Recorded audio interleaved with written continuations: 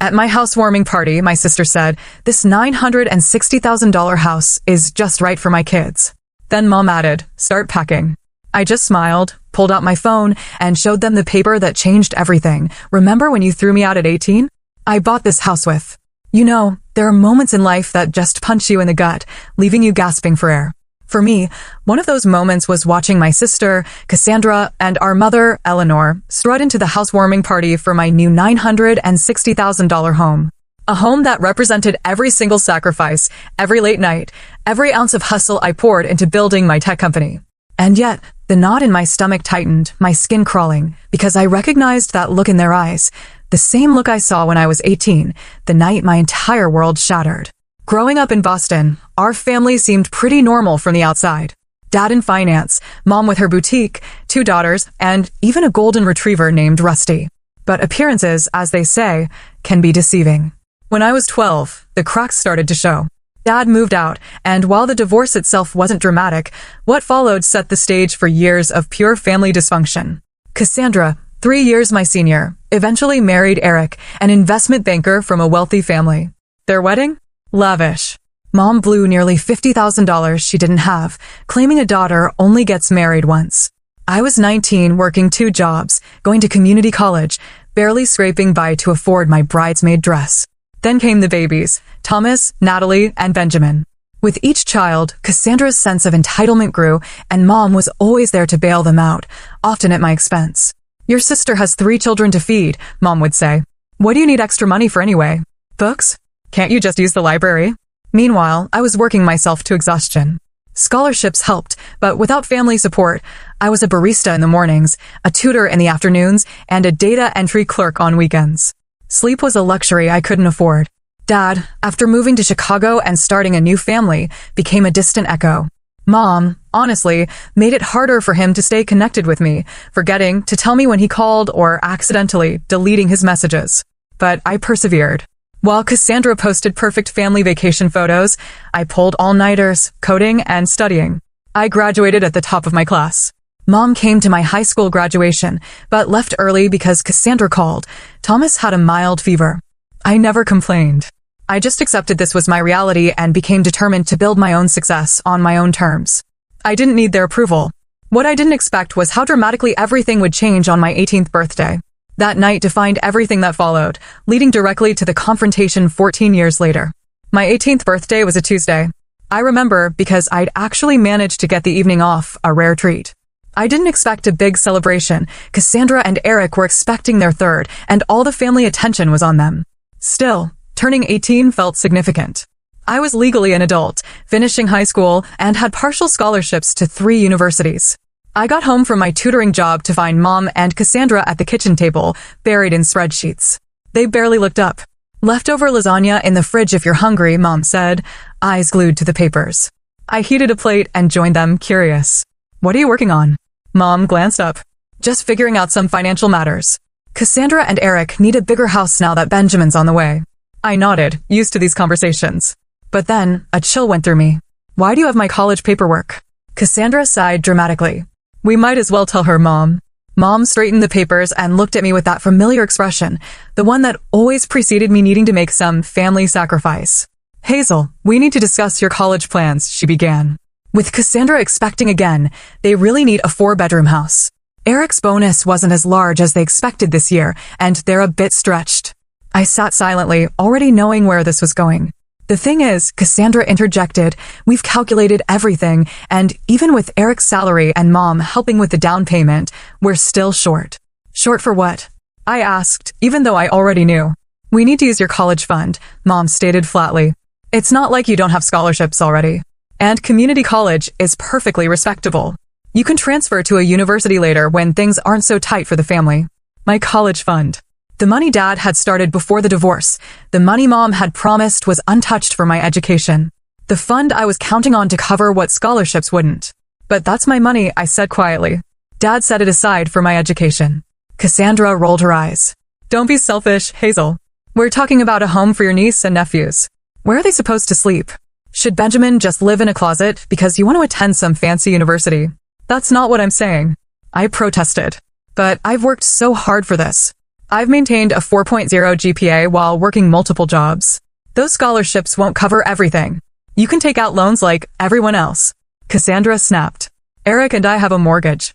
That's life. Or, Mom added, you could live at home and attend community college. That would be much more economical.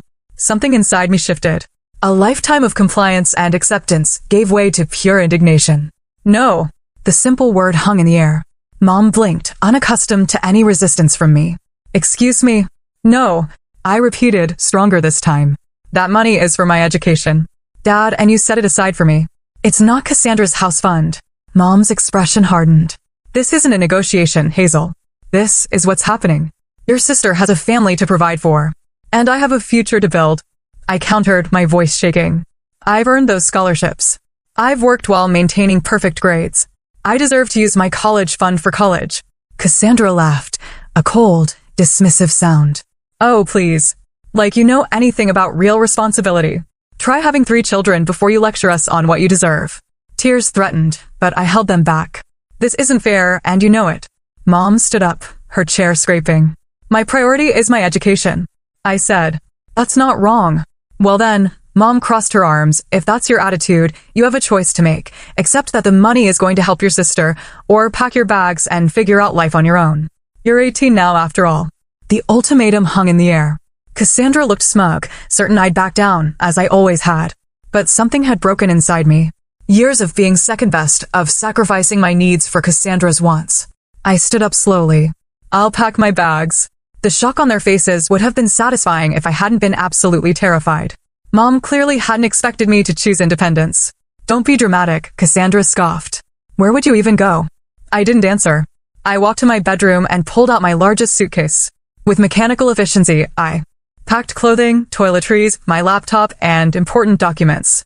Family photos stayed on the walls. They didn't feel like mine anymore. Mom appeared in my doorway as I zipped the suitcase closed. You're being ridiculous. Sleep on it, and we'll discuss this rationally in the morning. There's nothing to discuss, I replied, surprised by my own calm. You've made your position clear. I'm making mine clear too.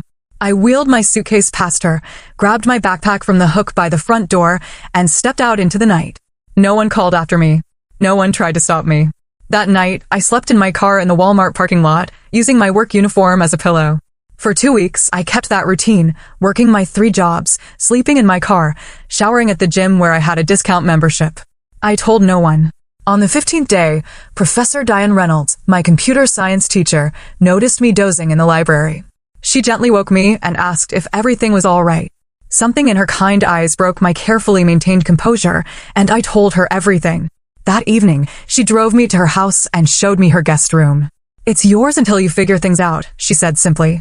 No one should face this alone. Professor Reynolds became more than a teacher. She became my mentor, my advocate, the first person who truly believed in my potential without conditions. She helped me secure additional scholarships, guided me through financial aid applications, and gave me a key reference for an internship that would eventually change my life. The night I was kicked out shaped everything that followed. It taught me that I was truly on my own, but also that chosen family could be more supportive than blood. Most importantly, it showed me my own strength, a strength I didn't know I possessed until I was forced to find it. With Professor Reynolds' support, I managed to cobble together enough financial aid, scholarships, and part-time work to attend a nearby state university rather than my dream school. It wasn't Boston University, but it had a solid computer science program, and I was grateful. College life was drastically different for me than for my peers. While they attended parties and joined clubs, I worked multiple jobs to stay afloat, waiting tables, working the university IT help desk, and doing freelance web development projects late into the night. Sleep became a luxury, a social life non-existent. Despite this grueling schedule, I maintained a perfect GPA. The computer science curriculum came naturally, and I found myself helping classmates who struggled, one of whom was Stephanie Chin. Stephanie, brilliant but unfocused, became my best friend and eventual business partner. We were opposites in many ways. I was methodical, she was impulsive. I excelled at back-end programming. She had an eye for user experience and design. Together, we were perfect. In our junior year, we started discussing an idea for a financial management app aimed at young adults.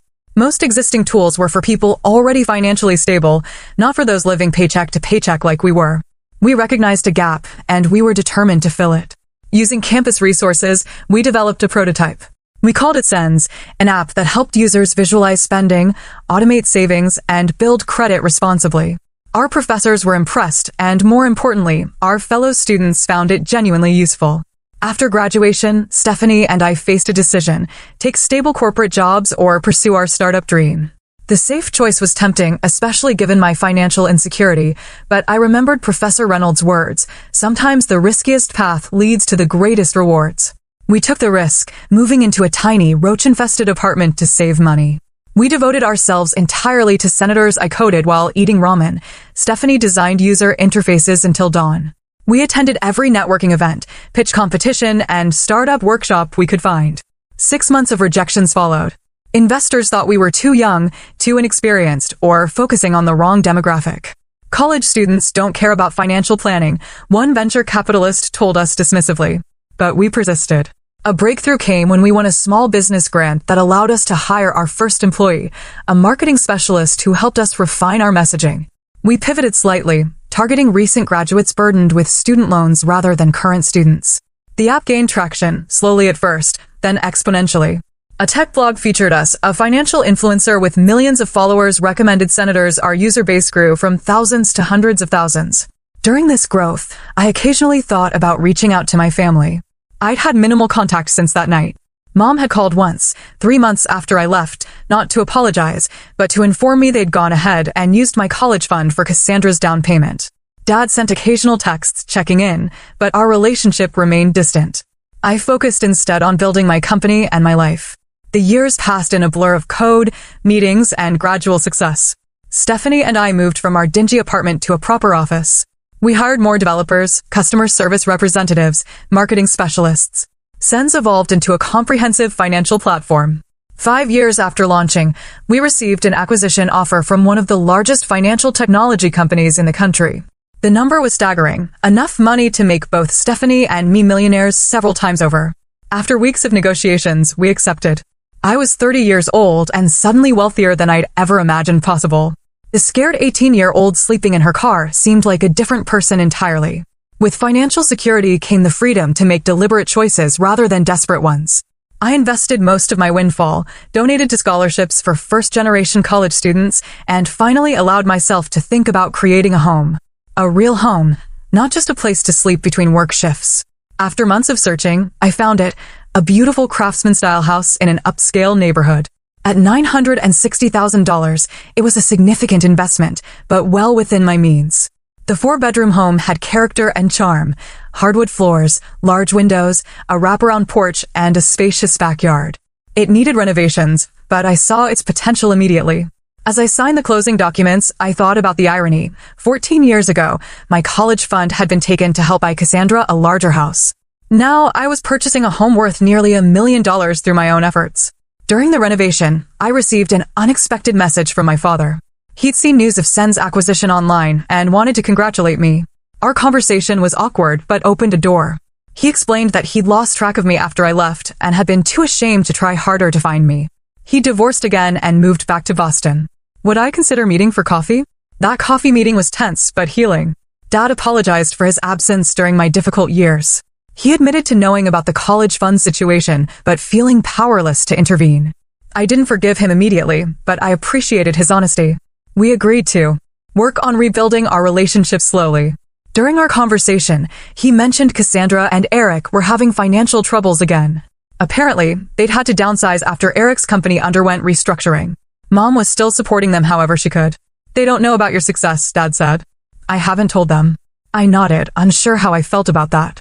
Part of me wanted them to know, to see that I'd succeeded despite their lack of support. Another part preferred my accomplishments to remain private. As my house renovations neared completion, I decided to host a housewarming party. After some consideration, I added my family to the guest list. Stephanie thought I was setting myself up for disappointment, but I felt it was time to close that chapter of my life, one way or another. I sent formal invitations to Dad, Mom, Cassandra, and Eric. Dad responded immediately with acceptance. Mom called, surprised but agreeable. Cassandra sent a text, looking forward to seeing how you're doing. We'll be there. The stage was set for a reunion I never expected, one that would prove more dramatic than even I could have anticipated. The morning of my housewarming party dawned bright and clear. I woke early, despite having stayed up late putting final touches on the house. Every room was perfect. The living room with its comfortable sectional and built-in bookshelves, the gourmet kitchen with marble countertops and professional-grade appliances, the dining room that could seat 12 comfortably, and upstairs. 4 beautifully appointed bedrooms, including a master suite with a balcony overlooking the backyard. Stephanie arrived at 10, armed with champagne and decorations. "Are you sure you want to go through with this?" she asked, arranging flowers. "It's not too late to uninvite them." "I need closure," I replied, though my stomach churned at the thought of seeing my mother and sister again. Besides, they're just 3 people out of 30 guests. If things get uncomfortable, we'll have plenty of buffers. The caterers arrived at noon, setting up stations throughout the first floor. By 3, everything was ready: food, drinks, music, and my nerves on edge. My colleagues from the tech world arrived first, followed by neighbors. Professor Reynolds came with her husband, embracing me warmly and whispering how proud she was. Friends from college, industry connections, and my financial advisor rounded out the early arrivals. At 4:30, the doorbell rang again. I opened it to find my father standing awkwardly on the porch, a gift bag in hand. "Dad," I said, the words still feeling strange. "Hazel," he replied, his eyes taking in the house behind me. "This is impressive." I invited him in, giving him a brief tour while introducing him to a few guests. He seemed genuinely pleased to see how well I was doing, if somewhat out of place among the successful professionals who filled my home. "Your mother and sister should be here soon," he mentioned. They were planning to come together. I nodded, refilling my water glass to hide my nervousness. "And how are they?" Dad hesitated. "Managing Eric's job situation has been tough on them. They sold their house last year and moved to a townhouse. Eleanor, your mom, helps with the kids a lot." Before I could respond, Stephanie appeared at my elbow. "More guests arriving," she murmured, "including, I believe, your mother and sister." Taking a deep breath, I made my way to the front door. There they stood, Eleanor, barely aged despite the 14 years, and Cassandra, still beautiful but with lines of stress around her eyes. Behind them stood Eric, looking significantly older and more worn than I remembered, and their 3 children, Thomas, now a teenager, Natalie, a preteen, and Benjamin, about 10 years old. "Hazel," Mom said, her voice careful. "Thank you for inviting us." "Welcome," I replied, stepping back to allow them entry. "Please, come in." The children hung back shyly, clearly coached to be on their best behavior. I smiled at them, these niece and nephews I barely knew. "There's a game room upstairs if you get bored," I told them. "Second door on the right." That broke the ice a bit. Thomas asked if I had a gaming console, and when I confirmed I did, the kids disappeared upstairs. After quick thank yous, Eric commented, "Beautiful home." He looked around with professional interest. "The architectural details are impressive." "Thank you," I replied. The renovation took 6 months, but it was worth it. 6 months. Cassandra's eyebrows rose. "You must have had quite a team working on it." "I did," I confirmed without elaboration. "Would you like a tour?" Leading them through the house, I noticed Cassandra's expression growing increasingly calculating. She ran her hand along the quartz countertops, peered into closets, and made comments about the excellent space for children in the backyard. Mom followed more quietly, occasionally commenting on a decoration or asking about a feature. "This must have been quite an investment," she finally said as we reached the master bedroom. "It was," I acknowledged, "but I've been fortunate in my career." "What exactly do you do now?" Cassandra asked, sitting uninvited on the edge of my bed. "Dad mentioned something about an app." I gave them the abbreviated version of my success story, watching their expressions shift from polite interest to stunned realization. "You sold your company for millions?" Cassandra clarified, her voice higher than normal. "We did," I confirmed. The timing was right. The tour continued downstairs, where more guests had arrived. I introduced my family to Stephanie, to Professor Reynolds, to colleagues and friends who knew parts of my story. Throughout these introductions, I noticed Mom and Cassandra huddled in corners, whispering intensely. Eric seemed disconnected from their conversations, instead engaging genuinely with my tech industry friends. An hour into the party, I clinked a glass to gather everyone's attention. "Thank you all for coming to celebrate this new chapter with me," I began. "This house represents not just a place to live, but a milestone I once thought impossible. I'm grateful to everyone who supported me along the way." As I finished my brief speech, Cassandra stepped forward. "As Hazel's sister, I'd like to say something too." Her voice carried that confident tone I remembered from childhood, the voice that usually preceded her getting exactly what she wanted. "Family is everything," she continued, placing her hand on my arm. "And seeing Hazel's beautiful home today has made me realize how perfect this would be for our family." A confused murmur ran through the guests.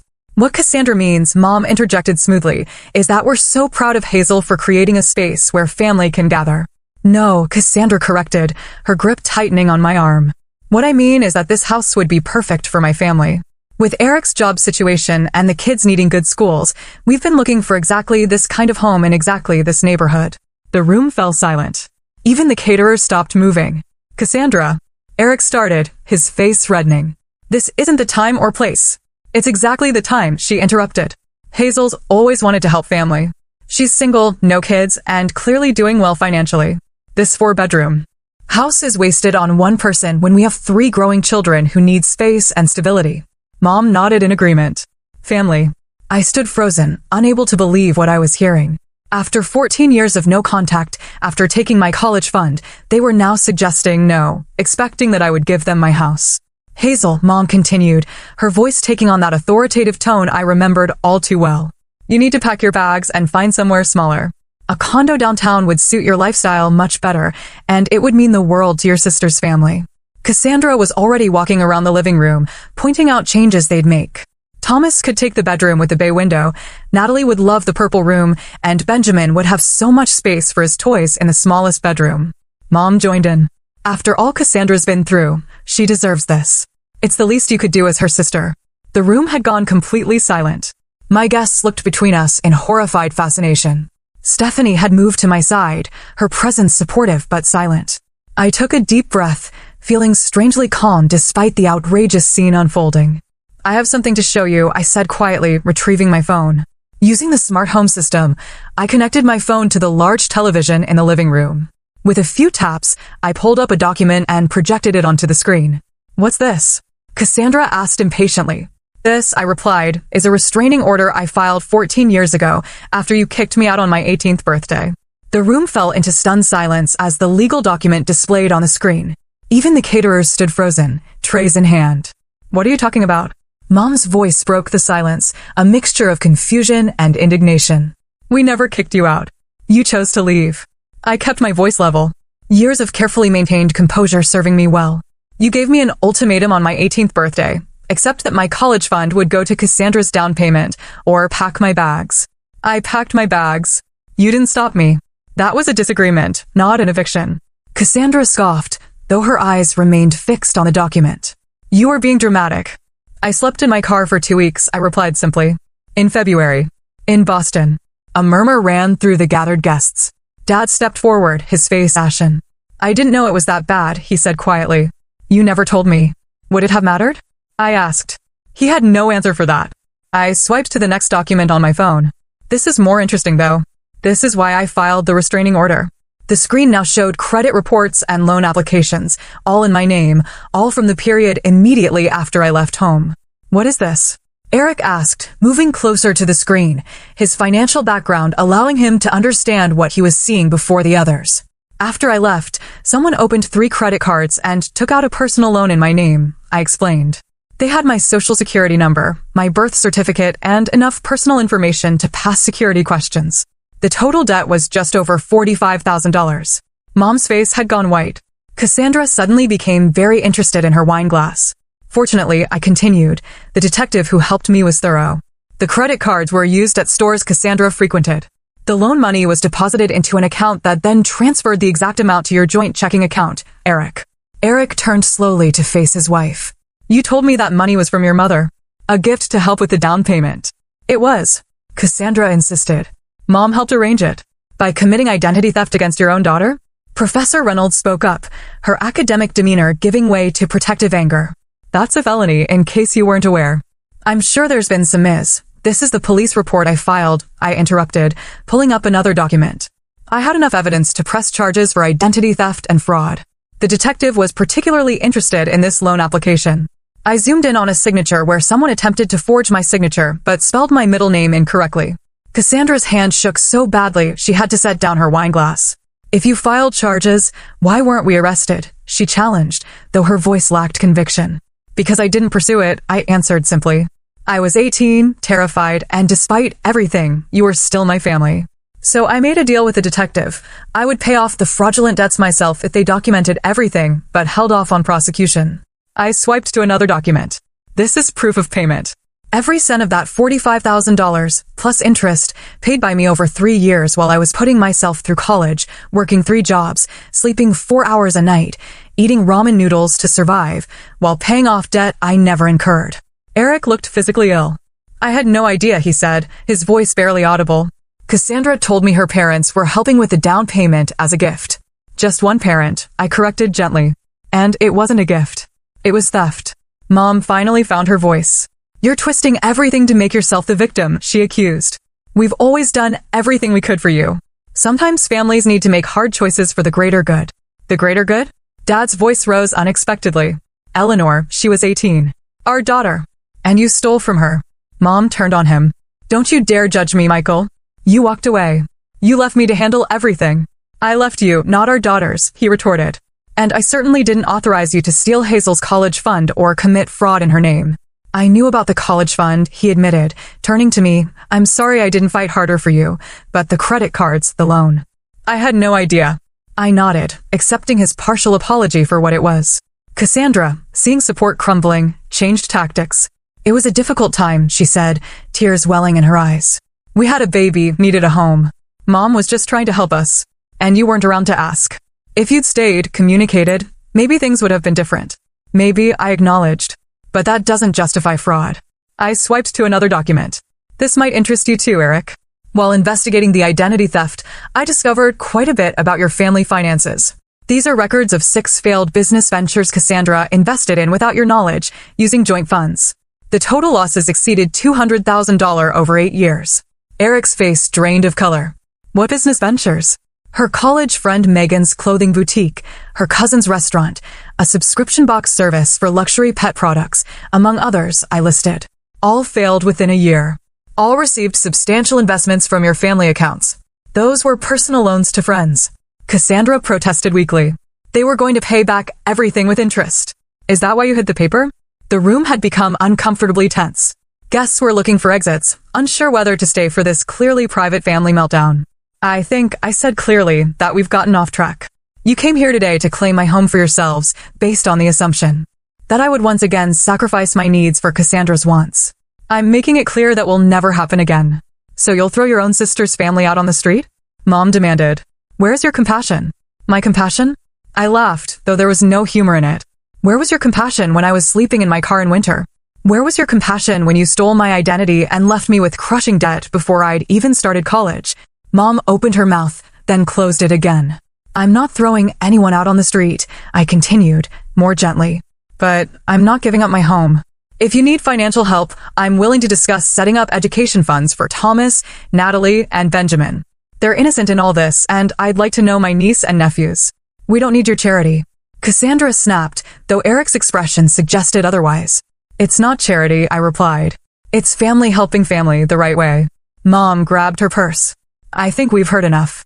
Cassandra, children, we're leaving. The children are upstairs playing video games, I reminded her. And I think Eric might want to stay. Eric nodded slowly. I need to understand exactly what's been happening with our finances, he said. Kids will be fine for a while longer.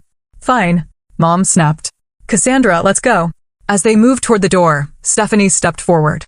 I think that's best. This is supposed to be a celebration of Hazel's new home, not a venue for attempted property theft. Mom's face flushed dark red. How dare you? This is a family matter. Yes, Stephanie agreed. And Hazel's chosen family is here to support her. You might want to think about what real family support looks like before you return. After they left, the party slowly regained its momentum, though conversations inevitably centered on the dramatic confrontation. Eric remained, speaking quietly with my financial advisor in a corner, occasionally glancing at his phone as though seeing texts from Cassandra. Later, as guests began to leave, he approached me. I owe you an apology, he said formally. I had no idea about the identity theft or the investments. I knew about the college fund, but Cassandra told me you had agreed to it. Would it have mattered if you'd known the truth? I asked. He considered this. I'd like to think so. But honestly, I was different then. Success and money were all that mattered. He glanced around the room. Looking at what you've built on your own, I realize how misguided my priorities have been. What will you do now? I asked. Have a very difficult conversation with my wife, he replied grimly. And probably contact a divorce attorney. The financial deceptions are too significant to ignore. I felt a surprising pang of sadness for my sister. For all her flaws, I'd never wished for her marriage to end. I meant what I said about education funds for the children, I told him, regardless of what happens between you and Cassandra. He nodded gratefully. They'd like to know their aunt, especially Thomas. He's interested in programming. After Eric left to collect the children, Stephanie and I began cleaning up. Well, she said, loading glasses into the dishwasher, that was the most dramatic housewarming I've ever attended. I laughed, feeling lighter than I had in years. Not exactly the closure I expected, but closure nonetheless. Do you think they'll try to contact you again? She asked. Mom and Cassandra? Eventually. When they need something, I closed the dishwasher and straightened up. But next time, I'll be prepared. No more doormat Hazel. As the last guest departed and quiet settled over my new home, I walked through each room, appreciating what I'd built. Not just the physical structure, but the life it represented. A life earned through perseverance, hard work, and the courage to stand up for myself when it mattered most. The days following the housewarming were surprisingly peaceful. I had expected harassment from Mom and Cassandra, angry calls, manipulative texts, perhaps even unannounced visits. Instead, silence. It was Eric who contacted me, requesting to meet at a coffee shop near his office. Cassandra moved in with your mother, he informed me over lattes, 3 days after the party. She took the kids for now, but we've agreed to equal custody while we sort things out. I'm sorry about your marriage, I said sincerely. He shrugged, looking both exhausted and relieved. After what came to light at your party, I started digging deeper into our finances. It's worse than you know. We're not just struggling, we're nearly bankrupt. How's that possible? You had a good position at the investment firm. Had, he emphasized. I was let go 6 months ago. Downsizing. I've been working as a financial consultant since then, but making about 1/3 of my previous salary. Meanwhile, Cassandra continued spending as though nothing had changed. He pushed a folder across the table. These are statements from accounts I didn't even know existed. Credit cards maxed out, loans I never signed for, second mortgages on the house before we sold it. Reviewing the documents, I felt a wave of déjà vu. She did to you what she and Mom did to me, I murmured, except on a much larger scale. He agreed grimly. We're talking hundreds of thousands in debt. What will you? Bankruptcy seems inevitable, he admitted. I nodded, understanding. My offer for education funds still stands. I can set up accounts that can only be used for educational expenses. That would mean everything, he said, genuine gratitude in his voice. And maybe, would you consider spending time with them occasionally? They need stable adults in their lives right now. That conversation marked the beginning of a new chapter for me and for Eric and the children. They were bright, curious kids who bore the strain of their parents' conflict with remarkable resilience. About 2 weeks after the housewarming, Dad invited me to dinner. Over pasta at a quiet restaurant, he shared his perspective on the years of family dysfunction. I failed you, he said plainly. After the divorce, Eleanor made it difficult to maintain contact, but that's no excuse. I should have fought harder to stay involved in your life. Why didn't you? I asked, the question I'd held for 14 years finally finding voice. He sighed deeply. Partly guilt. The divorce was my fault. I had an affair with my second wife before leaving. Eleanor knew, and she used that as leverage to control everything, including access to you girls. This revelation shifted my understanding of our family dynamics, though it didn't excuse his absence. I also failed to protect your college fund, he continued. It was in a joint account with Eleanor. I trusted her to use it appropriately despite our problems. When I found out what happened, I was too ashamed to confront you about it. You could have helped me, I pointed out, when I was sleeping in my car. I didn't know, he insisted. Eleanor told me you'd moved in with a friend from school. By the time I learned otherwise, months had passed, and you'd stopped responding to my messages. We talked for hours that night, untangling years of misunderstandings, half-truths, and outright lies. Dad wasn't blameless, but I came to understand he had been manipulated by Mom. Almost as much as I had been. Your mother wasn't always like this, he explained. After Cassandra was born, something changed. She became obsessed with creating a perfect life for her, often at your expense. I tried to balance things to advocate for you, but it only created more conflict. Why the favoritism? I asked, the question that had haunted my childhood. He considered this carefully. I think Cassandra reminded Eleanor of herself. The self she wanted to be: beautiful, socially adept, traditional. You were more like me, analytical, independent, questioning. And I think that scared her. 2 days after my dinner with Dad, I received the first contact from Cassandra, a lengthy email that oscillated between apology and justification. She acknowledged the identity theft, but blamed financial desperation and Mom's influence. She expressed regret for the housewarming confrontation, but maintained that her family's needs should take priority over my extravagance. Classic Cassandra, Stephanie commented when I showed her the email, apologizing without actually accepting responsibility. At least she's acknowledging what happened, I replied, more generous now that I was safely beyond her manipulation. That's progress. Mom's approach was more direct. She began calling daily, leaving voicemails that evolved from angry accusations to tearful pleas. Families should forgive each other, she insisted in one message. We made mistakes, but so have you, by embarrassing us in front of your friends. I didn't respond to either of them immediately, focusing instead on establishing clear boundaries with my therapist, Dr. Jennifer Blake. Your mother and sister exhibit classic patterns of manipulative behavior, Dr. Blake observed during one session. They're used to you eventually giving in. Your continued boundary setting is unfamiliar and threatening to them. I feel guilty sometimes, I admitted, especially about the kids being caught in the middle. That's natural, she assured me. But remember, you're modeling healthy boundaries for those children, and you're supporting them directly through the education funds and quality time.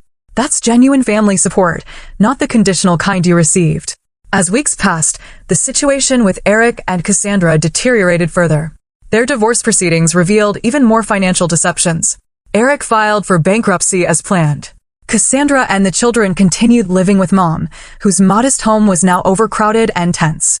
6 months after the housewarming, Eric secured a better position at a smaller firm and rented a 3-bedroom apartment. The custody arrangement gave him the children every other week.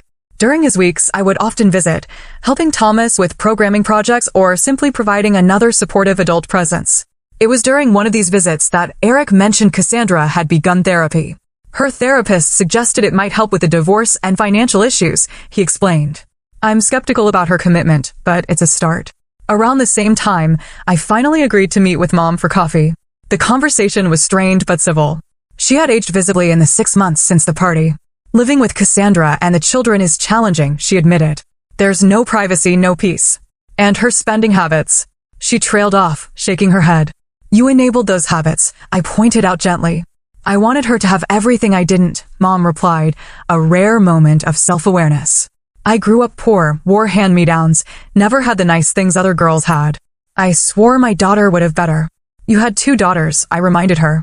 She had the grace to look ashamed. I know. I convinced myself you were stronger, more independent, that you didn't need the same support. It wasn't a full apology, but it was as close as I'd ever get. This pattern of financial manipulation, spanning decades, helped me understand that Mom's behavior wasn't just about favoritism. It reflected deeper issues with control, entitlement, and perhaps undiagnosed mental health challenges. Meanwhile, Cassandra's journey through therapy seemed to be yielding genuine growth. Our monthly lunches with the children evolved from awkward to cautiously pleasant. She found a job as an administrative assistant at a local company, her first real employment since marriage, and moved into a small apartment when living with Mom became unsustainable for both of them. I never learned to stand on my own, she confessed during one of our meetings. Mom did everything for me, then Eric took over. When everything fell apart, I had no idea how to function independently. Watching her struggle with basic adult responsibilities, budgeting, meal planning, home maintenance, I felt an unexpected compassion. Cassandra had been as much a victim of Mom's dysfunction as I had been, just in a different way. Her golden child status had crippled her ability to develop resilience and self-sufficiency. The children adapted to their new reality with remarkable flexibility. Thomas, now 11, thrived in the coding club I connected him with. Natalie discovered a passion for science that neither Cassandra nor Eric had noticed. Benjamin's dinosaur obsession evolved into a broader interest in natural history. I established college funds for each of them, structured so the money could only be used for educational purposes, a protection against history repeating itself. Eric and I developed an unexpected friendship built on mutual respect. He had faced the financial disaster head-on, slowly rebuilding his credit and career while being a more present father than he'd ever been during his marriage. The bankruptcy was humiliating, he admitted, this more authentic version of Eric. Not all relationships could be salvaged, however. Mom continued to resist true accountability, oscillating between superficial apologies and subtle justifications.